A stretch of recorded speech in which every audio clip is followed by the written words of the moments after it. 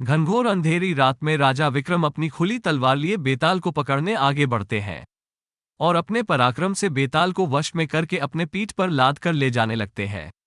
सफर लंबा होने के कारण बेताल राजा विक्रम को कहानी सुनाता है और हमेशा की तरह शर्त रखता, अगर कहानी सुनने के बाद तुमने उत्तर देने के लिए मुंह खोला तो मैं उड़ जाऊंगा। बेताल कहानी सुनाना शुरू करता है। चंदनपुर गांव में एक वृद्ध स्त्री रहती थी। उसका एक बेटा था जिसका नाम दगड़ू था। वो स्त्री ने पुराने कपड़े सिलने का काम करके अपना और अपने बेटे का पेट पालती थी। दगड़ू एक कामचोर और आलसी लड़का था और दिन रात सपने देखा करता था। दगड़ू के साथ एक बड़ी परेशानी थी कि उसे अक्सर बुरे सपने ही आते थे और जब भी कोई बुरा सपना आता था वो सपना हकीकत बन जाता था।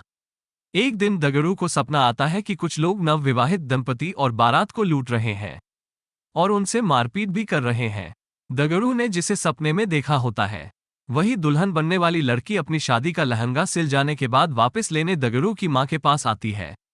दगड़ू फौरन उसे सपने वाली बात कह देता है।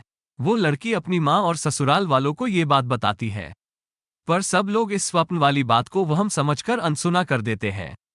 शादी के बाद जब वर वधू बारात के साथ जा रहे होते हैं तब सपने वाला वाकया सच में घटित हो जाता है और इस पूरी घटना में दगदू पर आरोप लगते हैं कि वही लुटेरों से मिला होगा, वरना उसे कैसे पता चल सकता है कि ऐसा ही होगा।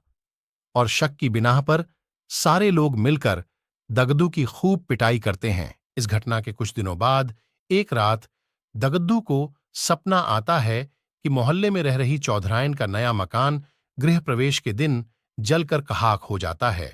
तभी अगले ही दिन चौधरायन उस मकान को बनवाने की खुशी में लड्डू लेकर दगदू की मां के पास पहुंचती हैं और गृह प्रवेश समारोह के दिन जलसे में आने का न्योता देती है। वहीं पर सपने की बात दगदू फौरन अपनी मां से और चौधरायन से कह देता है।